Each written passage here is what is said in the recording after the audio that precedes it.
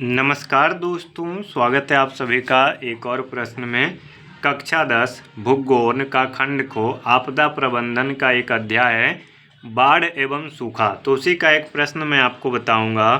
बाढ़ के कारणों एवं इसकी सुरक्षा संबंधी उपायों का वर्णन करें। देखिए, बाढ़ का मतलब होता है ना, जब हमारे चारों तरफ बहुत अधिक मात्रा में पानी का जल स्तर बढ़ जाता है, चारों तरफ सिर्फ पानी ही पानी फैल जाती है, तो इस स्थिति को बाढ़ कहते हैं। तो आपको बताना है कि बाढ़ का कारण यानी बाढ़ क्यों आते हैं और जब आता है तो इससे सुरक्षा हमें कैसी करनी चाहिए। तो चलिए, मैं पहले आपको कारण बताऊंगा, फिर आगे मैं आपको सुरक्षा बताऊंगा। उससे पहले अगर आपने अभी तक हमारे चैनल को सब्सक्राइब नहीं किया है तो सब्सक्राइब करके बेल नोटिफिकेशन को प्रेस कर दे।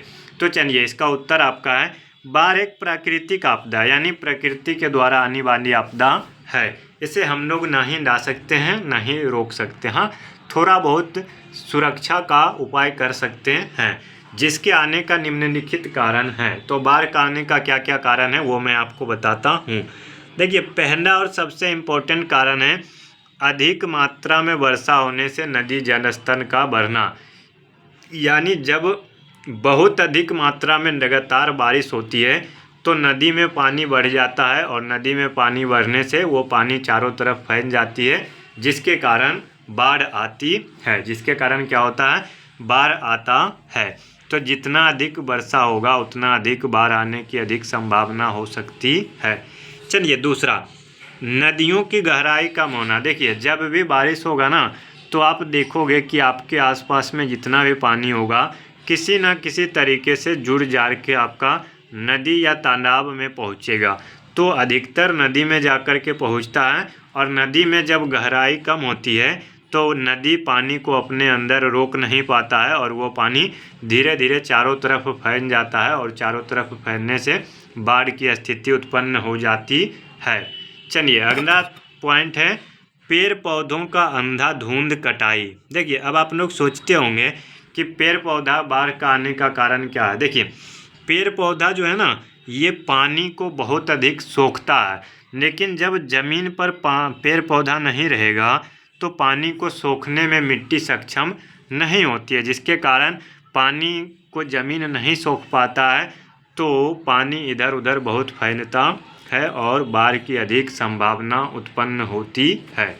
चलिए, मैं आपको अगला बताता हूँ चौथा कारण क्या है। देखिए, नदी के पानी का उपयोग करने के लिए हम लोग बांध बनाते हैं। नदी पर क्या बनाते हैं, बांध बनाते हैं, ताकि उसके पानी को हम लोग नहर के द्वारा सिंचाई में उपयोग ला सकें।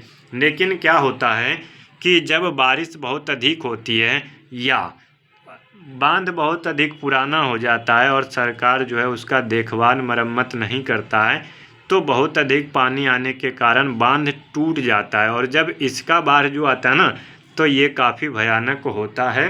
तो ये सभी अभी तक थे बाढ़ आने के कारण। जब कारण है तो कुछ उपाय भी करेंगे ताकि हम लोग उससे बच सके। तो चलिए, उनके कुछ उपाय को मैं आपको बताता हूँ कि किस प्रकार का उपाय करके आप बाढ़ से बच सकते हो, सुरक्षा कर सकते हो। देखिए, पहला कारण है नदियों के किनारे मकानों का निर्माण नहीं करना।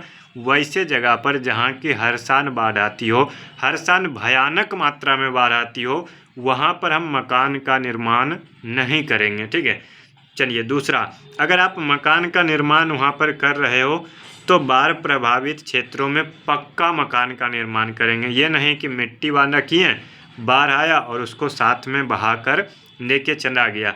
तो हम लोग क्या करेंगे, पक्का मकान का निर्माण करेंगे, यानी सीमेंट ये सभी का उपयोग करके। ये नहीं कि मिट्टी का घर बना लेंगे, झोपड़ी बना लेंगे, वो तो आपका तुरंत बह के चला जाएगा। ठीक है। चलिए, तीसरा आपका उपाय है बाढ़ के जल का निकास के लिए उत्तम व्यवस्था करना। यानी बाढ़ का जो पानी है उसका निकासी के लिए कि वो अधिक से अधिक जल्दी, जब बहुत अधिक बारिश हो तो वो नदी से होते हुए वो अपना रास्ता को देखते हुए आगे चला जाए। तो बाढ़ का निकास का लिए उत्तम व्यवस्था करना, उत्तम कार्य को करना। ठीक है। चलिए, अगला बताते हैं। देखिए, अब मान लीजिए आपका घर के पास बाढ़ आता है लेकिन नदी आपसे 10 किलोमीटर दूर है, तो आपको पता नहीं होगा ना कि आपके नदी में कितना पानी हुआ है, लेकिन सरकार को पता होता है, गवर्नमेंट को पता होता है, तो वो सूचना जारी करते हैं कि अब यहाँ पर आपके नदी का जल स्तर बढ़ रहा है, तो आपको इस जगह को खाली कर देना है कुछ दिनों के लिए। तो देखिए, बाढ़ का सूचना मिलते ही बाढ़ प्रभावित स्थान यानी जिसमें कि बाढ़ आते हैं को खाली करना, खाद्यान्न एवं अन्य आवश्यक सामग्रियों का प्रबंध कर लेना, यानी आपको उस स्थान को खाली कर देना है कुछ दिनों के लिए, अपने भोजन का, यानी 10 दिनों के लिए 15 दिनों के लिए अपने भोजन और आपका जो आवश्यक वस्तु है उसका प्रबंध कर लेना है। यानी आप 10 दिन के लिए अपने रिश्तेदार के यहाँ चले जाओ जहाँ बाढ़ नहीं आती हो, या तो आप ऐसे जगह पे चले जाओ जो कि ऊंची जगह हो, जहाँ की पानी पहुँचने की संभावना कम हो, ठीक है, जहाँ की आप अपने ज़िंदगी को आराम से कुछ दिनों के लिए 10-15 दिनों के लिए अपने जीवन को आगे बढ़ा सको। तो ये भी आपको करना है। चलिए आगे मैं बताता हूँ। नदी बांधों का समय समय पर मरम्मत करना, यानी नदी पर जो बांध है ना, यानी जो बांध बनाए गए हैं अपना उपयोग के लिए कि बाद में इसका उपयोग करेंगे, तो सिर्फ बनाकर उसे नहीं छोड़ देना, उसका सही समय समय पर चेक करके उसका क्या करना है, मरम्मत करना है। चलिए आगे मैं बताता हूँ।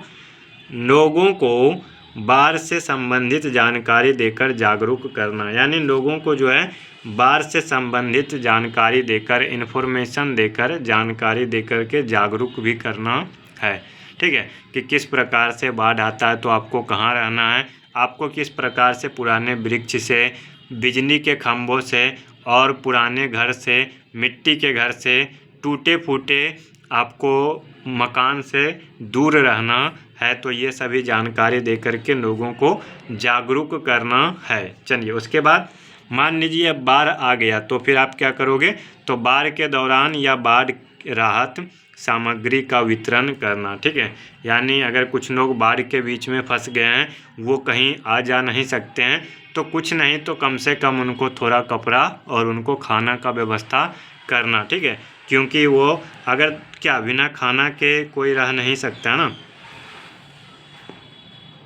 तो इसीलिए आपको ये सभी करके बाढ़ का सुरक्षा का उपाय कर सकते हो। तो चलिए मिलेंगे आपसे नेक्स्ट वीडियो में। धन्यवाद। जय हिंद।